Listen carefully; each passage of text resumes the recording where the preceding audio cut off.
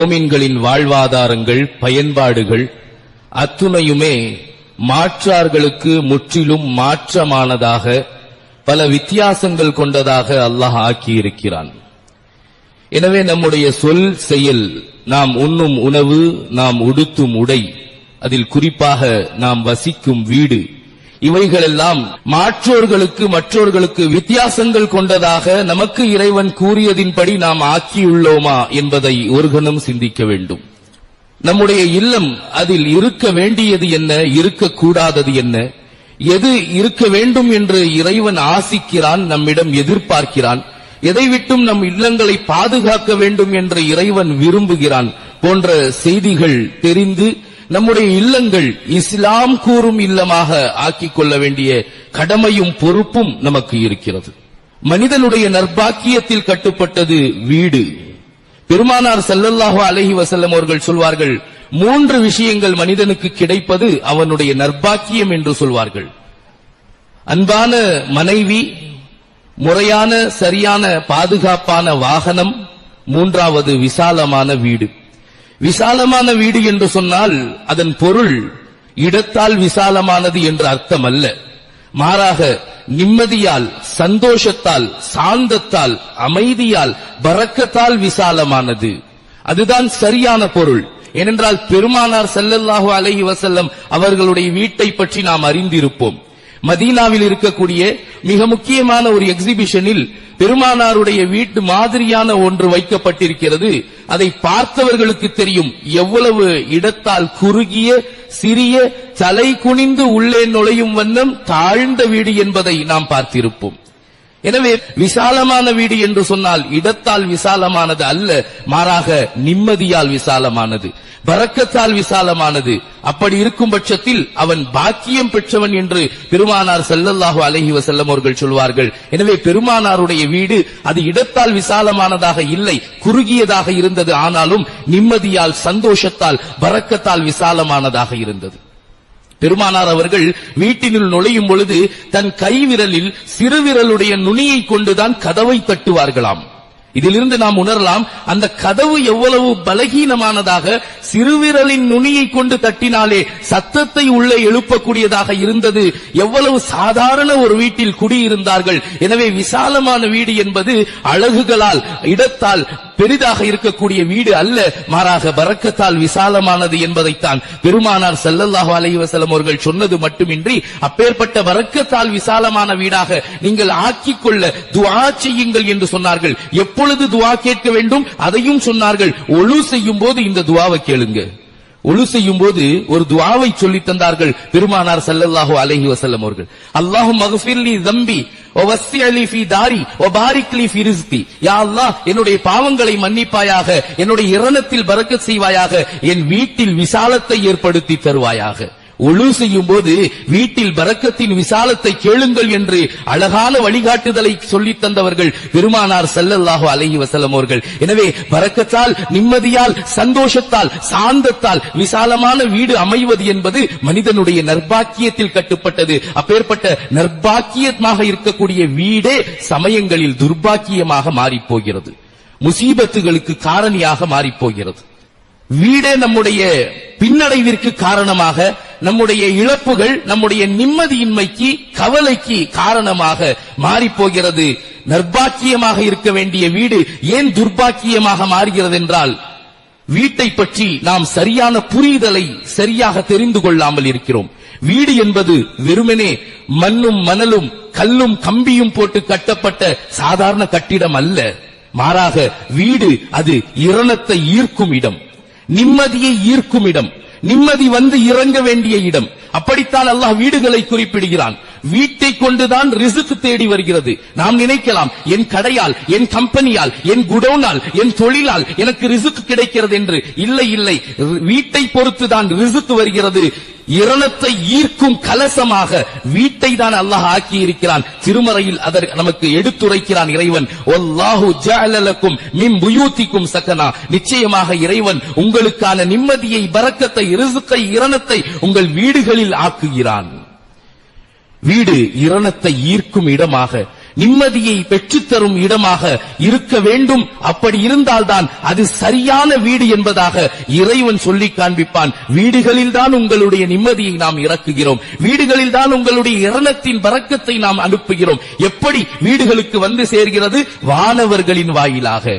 மலக்குமார்களின் பிரவேசம் வீடுகளில் இருக்க வேண்டும். மலக்குமார்கள் எந்த வீட்டில் பிரவேசிக்கவில்லையோ, எந்த வீட்டில் அவர்கள் வந்து செல்வதில்லையோ, எந்த வீட்டில் இருப்பதில்லையோ அந்த வீட்டில் நிம்மதி இருக்காது.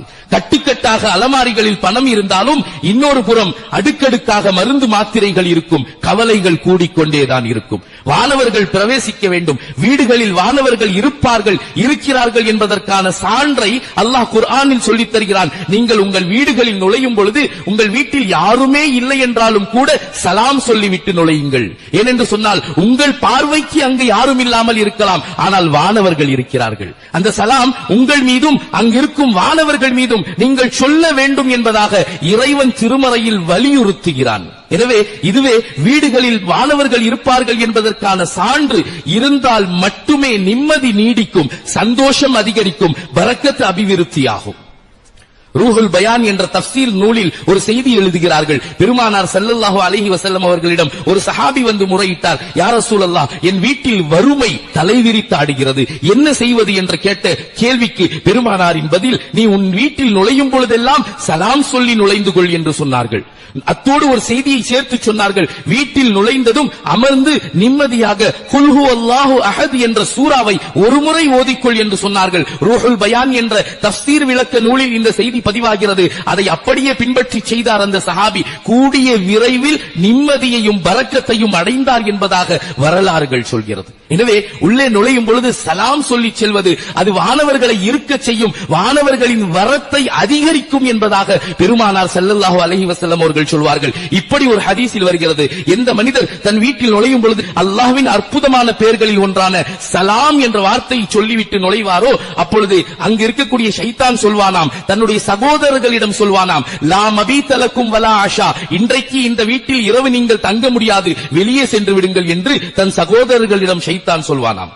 வலா ஆஷா, இன்றைக்கு இந்த வீட்டில் உங்களுக்கு உணவும் கிடைக்காது, இவர் சலாம் என்ற வார்த்தையை சொல்லிவிட்டால், எனவே அத்துணை பேரும் வெளியே சென்று விடுங்கள், வேறு இடத்தை தேடிக்கொள்ளுங்கள் என்று தலைவனாக இருக்கும் ஷைத்தான் தன் தொண்டர்களிடம் சொல்வான் என்பதாக பெருமானார் ஸல்லல்லாஹு அலைஹி வஸல்லம் அவர்கள் சொல்லி காட்டுவார்கள். எனவே வானவர்களின் பிரவேசம் வரத்து அது வீடுகளில் இருக்கும் பட்சத்தில் தான் அது வீடாக இருக்கும், இல்லை என்றால் அது வெறும் கட்டிடம்தான். நம்முடைய நிம்மதி எல்லாம் அங்கே நாம் காண முடியாது என்பதில் எந்த விதமான ஐயமும் இல்லை. எனவே வானவர்களின் வரத்து இருக்கும்படி நடந்து கொள்ளுங்கள். எந்த காரியங்களை செய்தால் வீட்டிற்கு வானவர்கள் வரமாட்டார்கள் அதையும் சொன்னார்கள் பெருமானார் ஸல்லல்லாஹு அலைஹி வஸல்லம் அவர்கள். லா ததுகுலுல் மலாயிகத்து பைத்தன் ஃபீஹி கல்புன், எந்த வீட்டில் நாய் இருக்குமோ அந்த வீட்டில் வானவர்கள் வரமாட்டார்கள். நாய், ஏன் நாய் இருக்கும் வீட்டில் வருவதில்லை வானவர்கள்? காரணம், அது நஜீஸ், அசுத்தம். நஜீஸ், நாயின் அத்துணையும் அசுத்தம். அதனுடைய ரோமம், அதனுடைய சர்மம், அதனுடைய வாயில் வழியும் தண்ணீர் அத்துணையும் அசுத்தம் என்பதாக ஷரியத் சொல்கிறது. அந்த அசுத்தம் வீட்டில் இருந்தால் வானவர்கள் வரமாட்டார்கள். எனவே நாய் அசுத்தம் என்று அத்தோடு முடித்துக் கொள்வதல்ல, நாய் எப்படி அசுத்தம் வீட்டில் இருந்தால் வானவர்கள் வரப்போவதில்லையோ அதுபோல் எந்த அசுத்தமும் வீட்டில் இருக்கக்கூடாது. அசுத்தங்களை விட்டும் வீட்டை பாதுகாப்பாக பரிசுத்தமாக வையுங்கள், நஜீசுகளை விட்டும் பாதுகாப்பாக வையுங்கள். இன்றைய காலகட்டத்தில் நம் வீடுகளுடைய அழகு கூடி இருக்கிறதே தவிர அசுத்தங்களை விட்டும் பாதுகாப்பாக இல்லை. காரணம், கழிவறைகளை உள்ளேயே வைத்திருக்கிறோம். ஒரு காலத்தில் வெளிக்கு செல்கிறோம் என்று வெளியே சென்று வருவார்கள், வீட்டில் கழிவறை என்ற பேச்சுக்கே இடம் இருக்காது. ஆனால் இன்றைக்கு அறைக்குள், ஒவ்வொரு அறைக்குள்ளும் கழிவறைகள் இருக்கிறது. அந்த கழிவறையில் சிறுநீர் கழிக்கும் பட்சத்தில் அந்த சிறுநீரின் துளிகள் நம் வீட்டினுடைய தரையில் படாமல் இருக்கும் என்று யாராலும் சொல்ல முடியாது. அங்கு சென்று வருகிறோம், பாதங்களின் வழியாக சிறு சிறு துகள்கள், துளிகள், நிச்சயம் அது குழந்தைகளின் வாயிலாகவோ அல்லது பொடுபோக்கான பெரியவர்களின் வாயிலாகவோ வாசலில், வீட்டில், தன்னுடைய அத்துணை இடங்களிலும் பரவும் என்பதில் எந்த ஐயமும் இல்லை.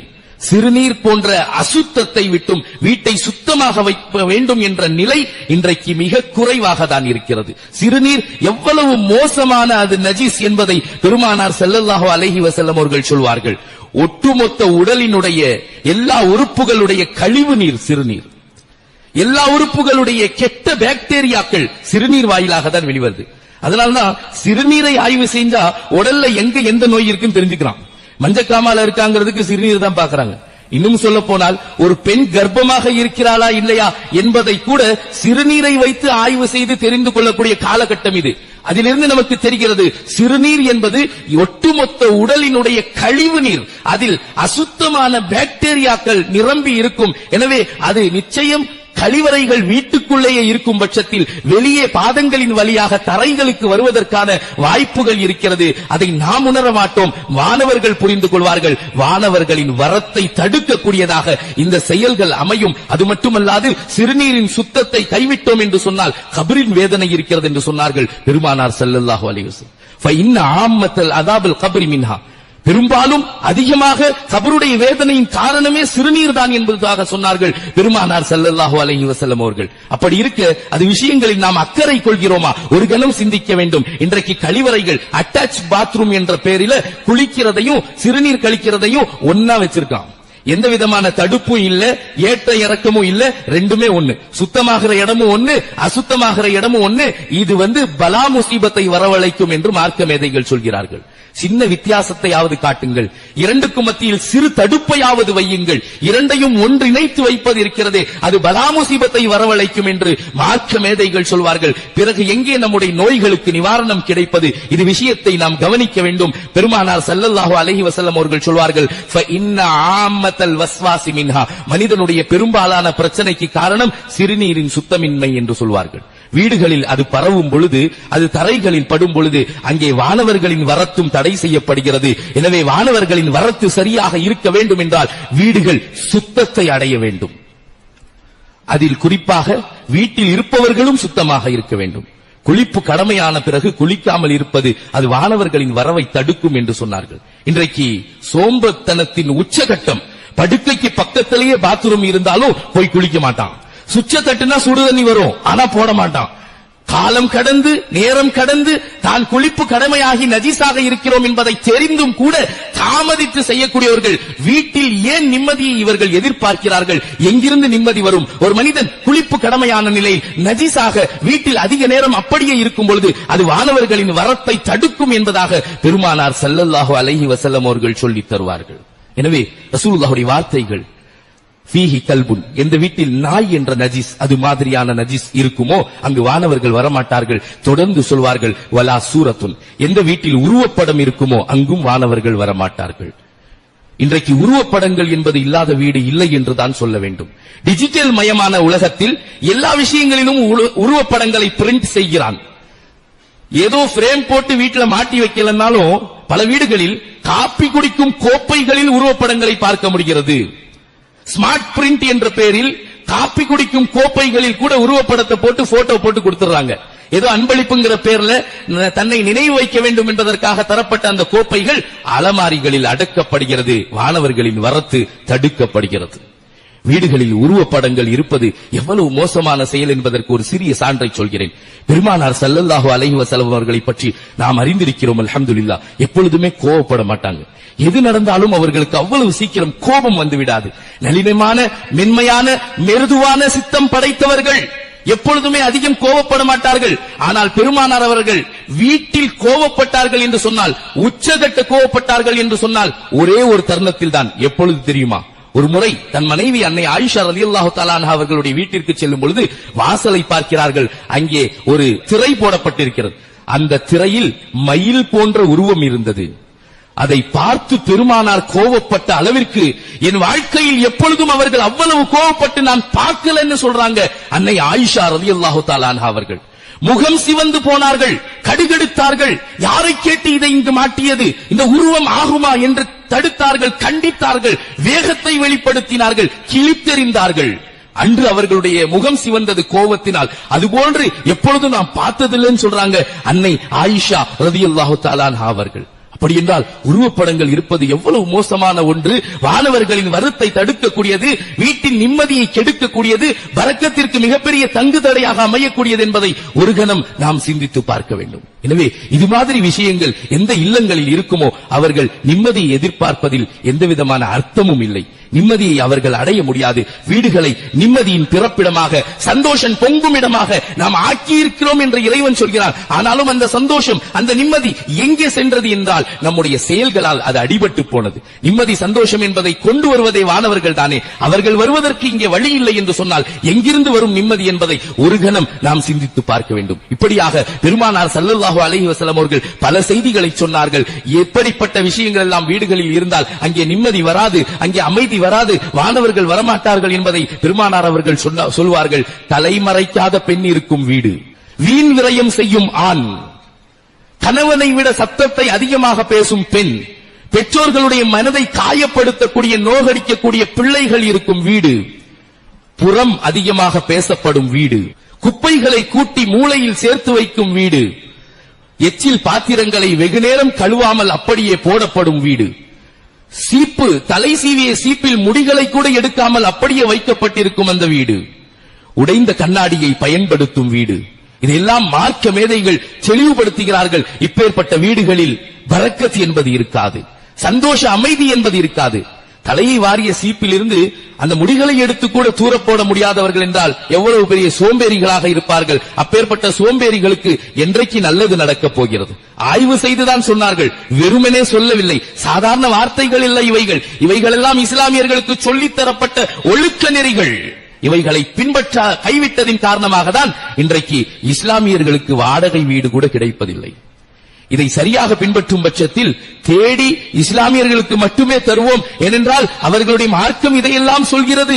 எச்சில் பாத்திரங்களை கூட வெகு நேரம் போட்டு வைக்க வேண்டாம் என்று சொல்கிறது, குப்பைகளை கூட்டி மூளையில் சேர்க்க வேண்டாம் என்று சொல்கிறது என்றெல்லாம் நாம் அதை பயன்படுத்தி இருந்தால், சரியாக கடைபிடித்திருந்தால் மாற்றார்களும் அறிந்து நமக்கு வீடு தர முன் வந்திருப்பார்கள். ஆனால் இதையெல்லாம் வார்த்தைகளில் மட்டும் தான் இருக்கிறதே தவிர வாழ்க்கையில் இல்லை.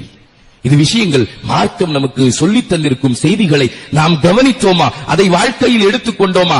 எப்பேற்பட்ட விஷயங்கள் வீடுகளில் இருப்பது இறைவனுக்கு பிடிக்காது. அதையும் சொன்னார்கள் பெருமானார் ஸல்லல்லாஹு அலைஹி வஸல்லம் அவர்கள். மசாமீர்கள் வீட்டில் இருக்கக்கூடாது, இசையை எழுப்பும் கருவிகள். சில கருவிகள் இருக்கிறது, அதில் இசையும் வரும், அதில் நல்ல செய்திகளையும் நாம் கேட்கலாம் பார்க்கலாம் என்றிருக்கும் பட்சத்தில் அது நாம் பயன்படுத்துவதை பொறுத்து இருக்கிறது. ஆனால் சில கருவிகள் வெறுமனே இசைக்காக வேண்டிய பயன்படுத்தப்படக்கூடிய புல்லாங்குழல், கீதால் போன்ற இந்த இசை கருவிகள் எந்த வீட்டில் இருக்குமோ அந்த வீட்டிற்கு வானவர்கள் வரமாட்டார்கள். காரணம், அங்கே அல்லாஹ்வுடைய நினைவு இருக்காது. அல்லாஹ்வுடைய நினைவு இல்லாத இடத்தில் வானவர்கள் வருவதில்லை. ஏனென்று சொன்னால் அல்லாஹ்வுடைய திக்ர் தான் வானவர்களின் உணவு. தனக்கு உணவு எங்க இருக்குதோ அங்கதான் வருவாங்க. அவங்களுக்கு நம்ம வீட்டுல உணவு இல்ல, அல்லாஹ்வுடைய திக்ரைத்தான் அவர்கள் உட்கொள்கிறார்கள். அதுதான் அவர்களின் உணவு. அந்த உணவு நம் வீட்டில் இருக்கும் பட்சத்தில் மட்டுமே வானவர்கள் வருவார்கள். அவர்களுடைய உணவு நம் வீட்டில் இல்லாத பொழுது வானவர்கள் வரமாட்டார்கள் என்பதாக பெருமான் நபி ஸல்லல்லாஹு அலைஹி வஸல்லம் அவர்கள் சொன்னார்கள். எனவே அல்லாஹ்வின் சிந்தனை விட்டும் உங்களை அப்பாற்படுத்தக்கூடிய விஷயங்கள் வீட்டில் இருக்கும் பட்சத்தில் அங்கே நீங்கள் நிம்மதியை காண முடியாது. இறைவனின் சிந்தனை இருக்க வேண்டும். அதற்கு பெருமானார் ஸல்லல்லாஹு அலைஹி வஸல்லம் அவர்கள் சொல்வார்கள், உங்கள் வீட்டில் ஒரு குறிப்பிட்ட இடத்தை தொழுகும் இடமாக ஆக்கிக் கொள்ளுங்கள். தொழுவதற்கென்று ஒரு இடத்தை ஒதுக்குங்கள். அந்த இடத்தில் நீங்கள் தொழுது வாருங்கள். ஃபர்லான தொழுகைகள் ஆண்கள் வீட்டில் தொழக்கூடாது. கடமையான தொழுகைகள் பள்ளிக்கு மட்டும்தான் ஆண்கள் தொழ வேண்டும். ஆனால் சுன்னத் நஃபில்கள் ஆண்களுக்கும் ஏற்றது வீடுதான் என்று சொன்னார்கள் பெருமானார் ஸல்லல்லாஹு அலைஹி. ஸய்யினு தியாரக்கும் பின் நவாஃபில், உங்களுடைய வீடுகளை நஃபில் தொழுகைகளை கொண்டு அலங்கரியுங்கள். டைல்ஸ்களை கொண்டு அல்ல, பெயிண்ட்களை கொண்டு அல்ல, விதவிதமான விளக்குகளை கொண்டு அல்ல. மாறாக நஃபில் சுன்னத்துகளை உங்கள் வீடுகளில் தொழுவதன் மூலம் உங்கள் வீட்டினுடைய அழகை மெருகேற்றுங்கள் என்று சொல்வார்கள். இப்படியும் சொன்னார்கள், லா தஜஅலு புயூத்தக்கும் குபூரா, உங்கள் வீடுகளை நீங்கள் கபர் குழிகளைப் போல இருட்டானதாக ஆக்கி விடாதீர்கள். ஏன்னா எந்த வீட்டில் தொழுகை நிலைநாட்டப்படவில்லையோ அந்த வீடு அல்லாஹ்வின் பார்வையில் கபர் குழியை போன்று இருட்டானது, இருள் நிறைந்தது என்று சொன்னார்கள் பெருமானார் ஸல்லல்லாஹு அலைஹி வஸல்லம் அவர்கள். எனவே தொழுகும் இடத்தை அமைத்து பெண்கள் அவர்கள் தங்களுடைய கடமையான சுன்னத்தான நஃபிலான தொழுகைகளை நிறைவேற்றுவதோடு முடிந்தவரை இயன்றவரை ஆண்களும் சுன்னத் நஃபில்களை வீடுகளில் தொழுவது பரக்கத் என்று சொன்னார்கள் பெருமானார் ஸல்லல்லாஹு அலைஹி வஸல்லம் அவர்கள். அதில் குறிப்பாக ஃபஜ்ருடைய முன் சுன்னத். பெருமானார் அவர்கள் தன்னுடைய மருமகனார் ஹஜ்ரத் அலி ரலியல்லாஹு தஆலா அவர்களை பார்த்து சொல்வார்கள், ஒரு அருமையான ஒற்றை உபதேசம் செய்வார்கள். அலியே, என் மகளை உனக்கு திருமணம் முடித்து தந்திருக்கிறேன், எனவே நீ சந்தோஷமாக இருக்கணும், அதுக்கு ஒரு வழி சொல்லட்டுமா? அலி ரலியல்லாஹு அவர்கள் கேட்டார்கள், அவசியம் சொல்லுங்கள் யா ரசூலல்லாஹ், என் வாழ்வின் என்னுடைய இல்லத்தின் சந்தோஷத்திற்கு அமைதிக்கு பரக்கத்திற்கு வழி சொல்லுங்கள் என்ற பொழுது பெருமானார் அவர்கள் சொன்ன செய்தி, ஃபஜ்ருடைய முன் சுன்னத்தை உன்னுடைய வீட்டில் தொழுது வாருங்கள், ஃபர்லுக்கு பள்ளிவாசலுக்கு வாருங்கள். இதை நீங்கள் நிலைநாட்டினீர்கள் என்று சொன்னால் உங்கள் வீட்டில் நிம்மதி இருக்கும் என்று தன் மருமகன் அலி ரலியல்லாஹு அவர்களுக்கு மாமனார் பெருமானார் அவர்கள் சொல்லித் தந்த அற்புத உபதேசம் இது. குறிப்பாக ஃபஜ்ருடைய முன் சுன்னத்தை வீடுகளில் ஆண்கள் தொழுக வேண்டும், அதன் மூலம் பரக்கத் ஏற்படும் என்பதை பெருமானார் ஸல்லல்லாஹு அலைஹி வஸல்லம் அவர்கள் நமக்கு சொல்லித் தந்தார்கள். எனவே இதன் மூலம் வானவர்களுடைய வரத்து அதிகரிக்கும், பரக்கத்து அபிவிருத்தி ஏற்படும். அத்தோடு தொழுவதற்கான இடத்தை குறிப்பிட்டு தொழுது வருவது மட்டுமின்றி இறைமறையாம் திருமறையை வீடுகளில் அனுதினமும் ஓதி வாருங்கள். குர்ஆன் அவசியம் ஓதப்பட வேண்டும். அதுல பரக்கத்து இருக்கு, நமக்கு எல்லாத்துக்கும் தெரியும், ஏத்துக்குவோம். ஆனாலும் வீடு ஓப்பனிங் அப்பவோ அல்லது ஏதாவது ஒரு விசேஷத்தினாலோ அன்னைக்கு மட்டும் ஆளை கூப்பிட்டு ஓதிடுறது. மற்ற நாட்கள்ல அது அப்படியே மூளையில் வைக்கப்பட்டிருக்கும், தூசு படிந்திருக்கும், கடை படிந்திருக்கும், எடுப்பதற்கு ஆள் இல்லை. குர்ஆன்கள் ஓதப்படாத வீடு அது கபர் குழிகளை போட இருள் நிறைந்தது என்பதாக பெருமானார் ஸல்லல்லாஹு அலைஹி வஸல்லம் அவர்கள் சொல்வார்கள். எந்த வீட்டில் குர்ஆன் அதிகமாக ஓதப்படுகிறதோ அங்கு நலவுகள் அதிகரிக்கும். எந்த வீட்டில் குர்ஆன் ஓதப்படவில்லையோ அங்கு நெருக்கடிகள் அதிகரிக்கும் என்று சொன்னார்கள் ரசூலுல்லாஹி ஸல்லல்லாஹு அலைஹி வஸல்லம். இது வெறும் வார்த்தை அல்ல, நம்முடைய வாழ்க்கையில் பிரதிபலித்துக் கொண்டிருக்கும் வார்த்தைகள். நாம் இன்றைக்கு வாழ்க்கையில் பார்க்கிறோம், எத்தனையோ வீடுகளில் நிம்மதி இல்லை, சந்தோஷம் இல்லை, சாந்தம் இல்லை, அமைதி இல்லை. ஏனென்றால் குர்ஆனின் சப்தம் இல்லை. குர்ஆனின் சப்தம் வீட்டின் மூளை முடுக்குகளில், இண்டு இடுக்குகளில் கேட்கும் அளவிற்கு ஓதப்பட்டது என்று சொன்னால் அங்கிருக்கும் முசீபத்துகள் விரண்டோடும் என்பதில் ஐயம் இல்லை. அதற்கான விஷயத்தில் நாம் முன் வருவதில்லை. வீடுகளை அலங்காரப்படுத்துவதில் டைல்ஸ்களாலும் விளக்குகளாலும் நல்ல நிறங்களாலும் அழகுபடுத்துவதற்கு முக்கியத்துவம் தருகிறோமே தவிர இது செய்திகளை நாம் கவனிப்பதில்லை. எனவே நிம்மதியை தொலைந்து வீடுகளுக்கு சென்ற போதும் அங்கு நிம்மதி இல்லாமல் நம்மில் பலர் வாழ்ந்து கொண்டிருக்கிறோம். அல்லாஹ்வின் நல்லடியார்களே, வீடுகளில் வானவர்களின் வரத்து இருக்க வேண்டும். அதற்கு செய்ய வேண்டியது என்ன, செய்யக்கூடாதது என்ன, அத்துணையும் சொல்லித்தந்த பெருமானார் ஸல்லல்லாஹு அலைஹி வஸல்லம் அவர்கள் கூடுதல் செய்திகளை சொன்னார்கள். எந்த வீட்டில் யதீம் இருப்பாரோ, கண்காணிக்கப்பட்டு கருணையோடு வளர்க்கப்படுவாரோ அந்த வீடு அல்லாஹ்வுக்கு பிடித்தமானது என்று சொன்னார்கள். இந்த பூமியின் மேல்பரப்பில் அல்லாஹ்வுக்கு பிடித்தமான கட்டிடங்கள் பள்ளிவாசல்கள். பள்ளிவாசலுக்கு அடுத்தபடியாக அல்லாஹ்வுக்கு பிடித்த ஒரு கட்டிடம் இருக்கிறது என்று சொன்னால் அது யதீம் பராமரிக்கப்படும் வீடு. எந்த வீட்டில் யதீம் வளர்க்கப்படுகிறாரோ, கருணையோடு அன்போடு பாசத்தோடு வளர்க்கப்படுகிறாரோ அந்த வீட்டின் மீது அல்லாஹ்வின் தனிப்பெரும் கவனம் இருக்கிறது என்பதாக பெருமானார் அவர்கள் சொல்வார்கள். அதைத் தொடர்ந்து எந்த வீட்டில் பெற்றோர்கள் கண்குளிர பாதுகாக்கப்படுகிறார்களோ, பராமரிக்கப்படுகிறார்களோ அந்த வீட்டிலும் அல்லாஹ் கருணை கொள்கிறான். எந்த வீட்டில் பலகீனமானவர்கள் இருக்கிறார்களோ, நோயாளிகளாக படுத்த படுக்கையில் தன் சுய தேவையை கூட நிறைவேற்றி செய்ய முடியாத சூழ்நிலையில் இருப்பவர்கள் இருக்க அவர்கள் மீது இரக்கம் காட்டுபவர்கள் அந்த வீட்டில் இருந்தால் அந்த வீட்டின் மீது அல்லாஹ் கருணை இறக்குகிறான்.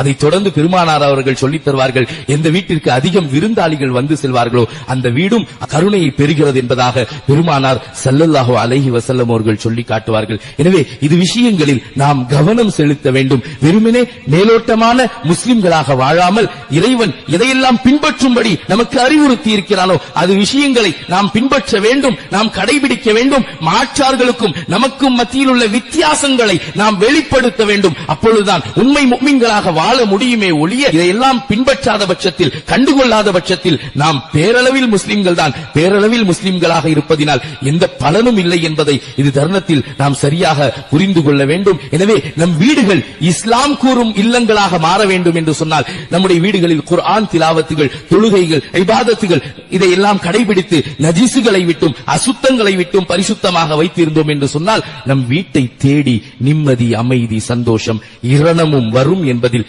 எந்த விதமான ஐயம்